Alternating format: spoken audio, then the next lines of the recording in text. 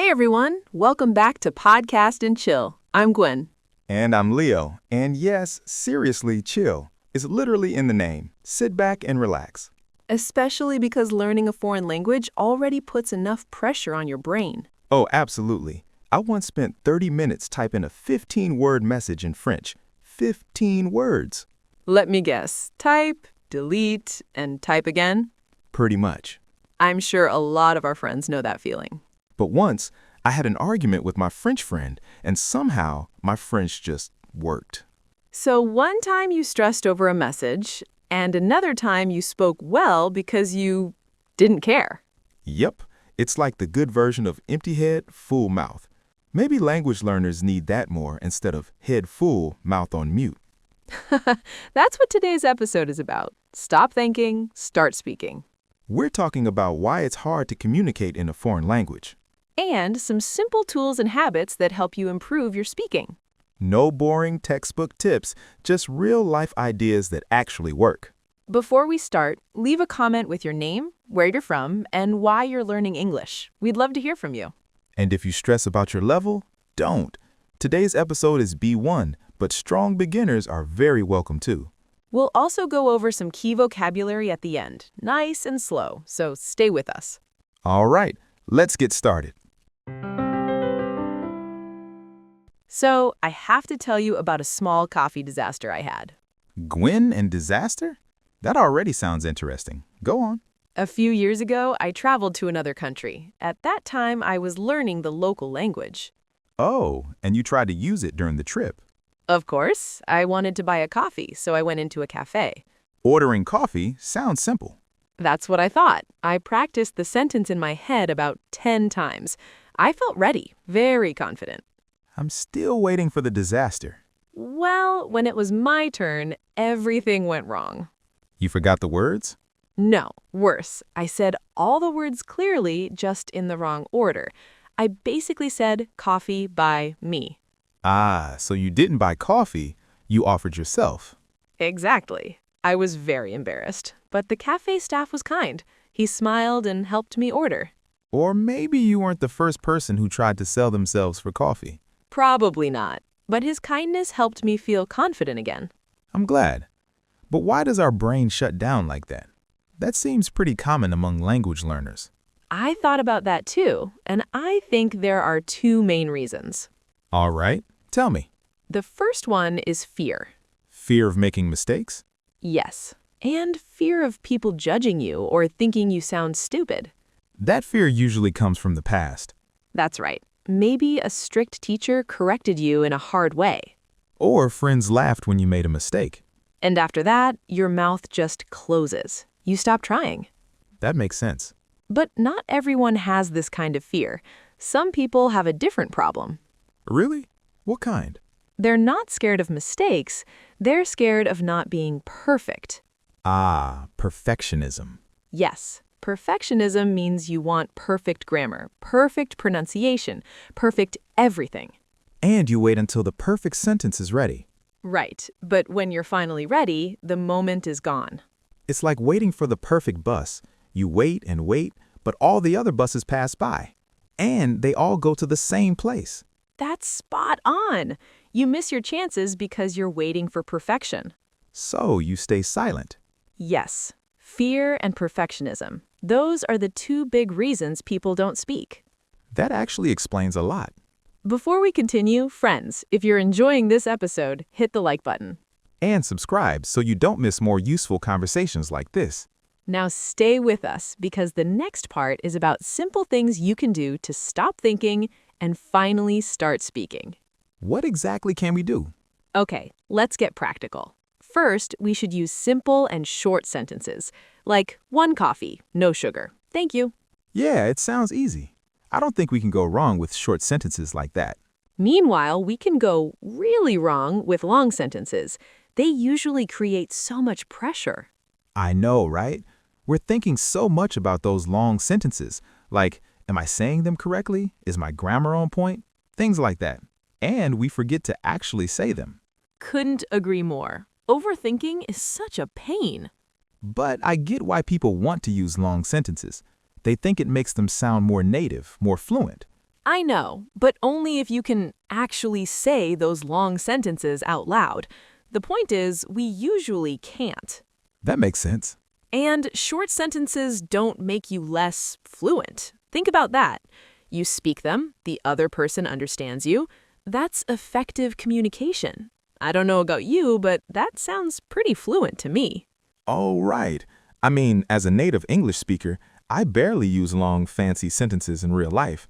You would never see me say, "Hello, could you please get me a cup of black coffee without sugar? Thank you so much."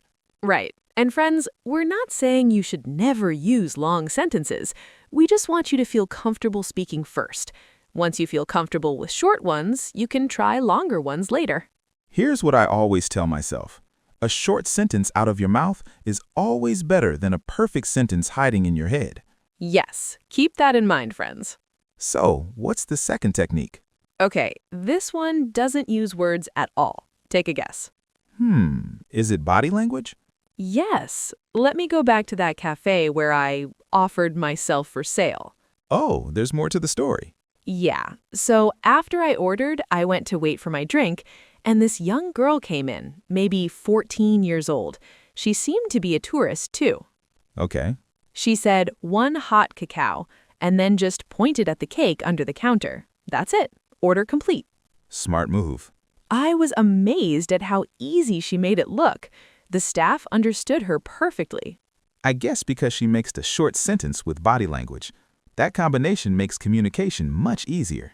You can use your hands to show size, point at things you want, or wave your hand to say no.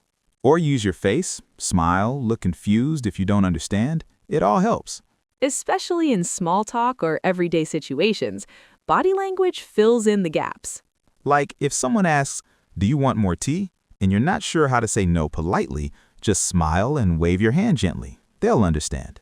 Totally. So far, we've got short sentences and body language.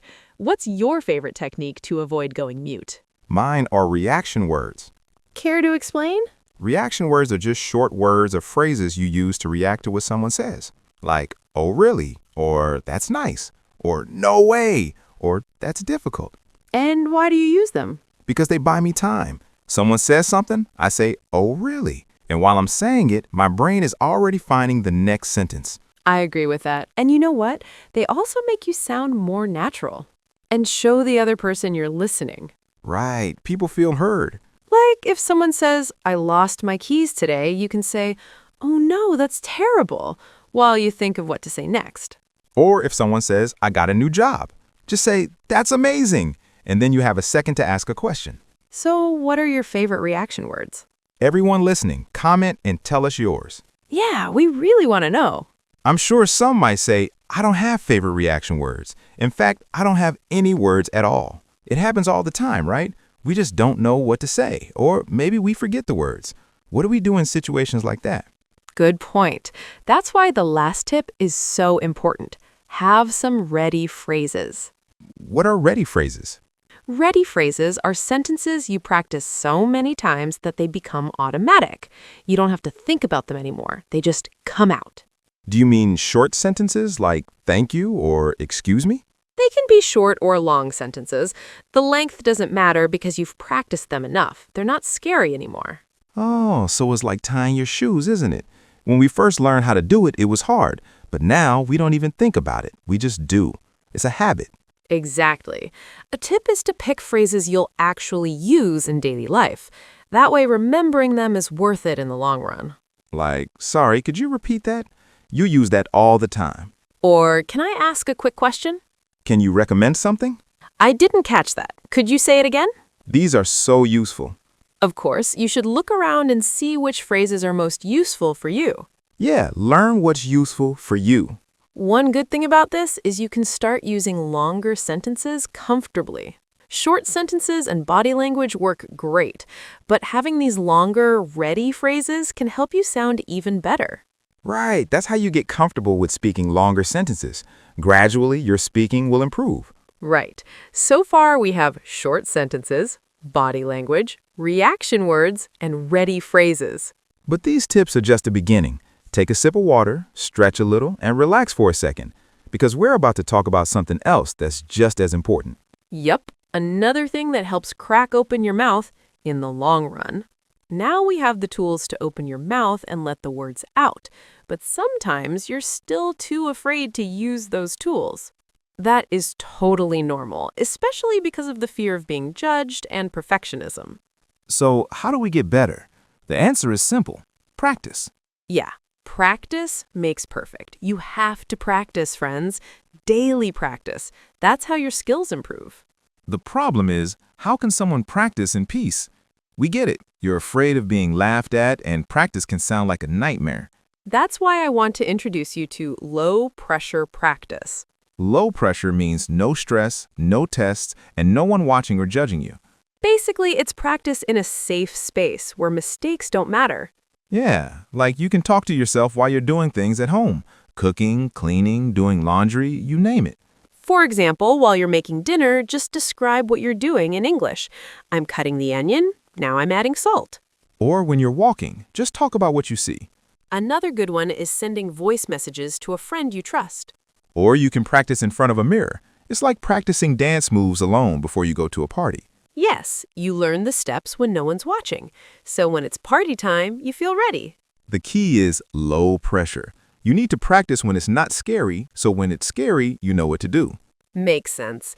But there's something else that stops people, even during low-pressure practice. What's that? The inner voice. Sometimes it's our biggest hater. Oh, yes. That voice makes you overthink everything, every word, every mistake. I feel like the voice in our head that's meaner than any teacher or friend ever was. To me, it's much worse because you can't escape it. It's always there. Like when I say one wrong word and my brain immediately goes, "Your English is terrible. Why are you even trying?"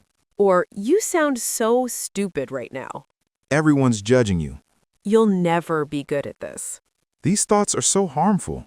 They are. Because if you believe them, you stop trying. And if you stop trying, you never improve. So what do? We take control. We change that inner voice. How?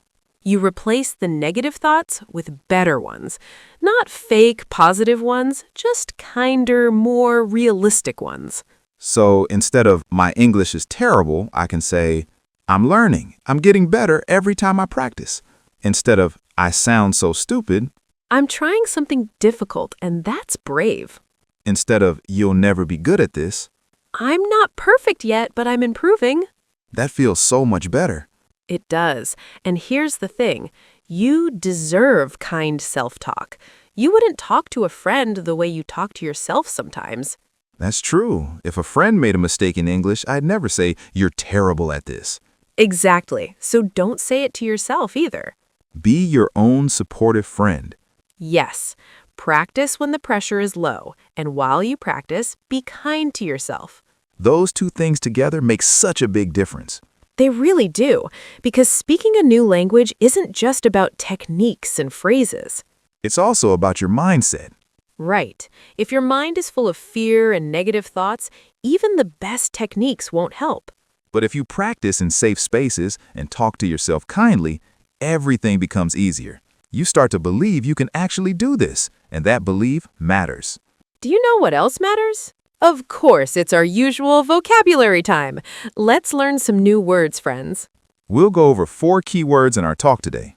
And don't forget, we have exercises for these words in our PDF. You can find the link in the description below. Okay, what's the first word, Gwen? The first word is overthinking. Repeat after me. Overthinking. Overthinking means thinking too much about something and it stops you from doing anything. For example, I was overthinking my email, so I never sent it. Or stop overthinking. Just say what you want to say. What's next, Leo? Next is perfectionism. Repeat after me. Perfectionism. Perfectionism means you want everything to be perfect. You don't want any mistakes at all. For example, my perfectionism makes me afraid to speak English. Or perfectionism can stop you from trying new things. Gwen, what's the third one? The third phrase is low pressure. Repeat after me. Low pressure. Low pressure means a situation with no stress. No one is watching you or judging you. For example, I practice speaking in low pressure situations, like talking to myself. Or low-pressure practice helps you build confidence. And the last word? The last word is technique. Repeat after me. Technique. Technique means a method or way of doing something. It's a skill you can learn and practice. For example, using short sentences is a good technique for beginners. Or, body language is a simple technique that really helps. Great work, everyone! Now go practice these words. Use them in your daily life and they'll become natural. And remember, don't overthink it. Just try. All right, that's a wrap. Thanks for listening, everyone. Before you go, we want to know what's one small lesson you're taking from this episode. Hopefully not improving speaking by arguing like me. Fingers crossed. Anyway, friends, if this episode helped you at all, hit that like button and share it with someone who needs a little push to start speaking. Yeah, especially if you know someone who spends 30 minutes writing a text message. They need this. We all know that person. Sometimes we are that person. Look, here's the thing. Speaking a new language isn't about sounding perfect. It's about sounding like you. Messy, imperfect, maybe a little confused, but real. So if you're still waiting for the perfect moment, it's right now with whatever words you have. Empty head, full mouth, friends. Still the weirdest life advice we've ever given. But it works. Fair enough. So thanks for sticking with us. I'm Gwen. And I'm Leo. See you next time on Podcast and Chill.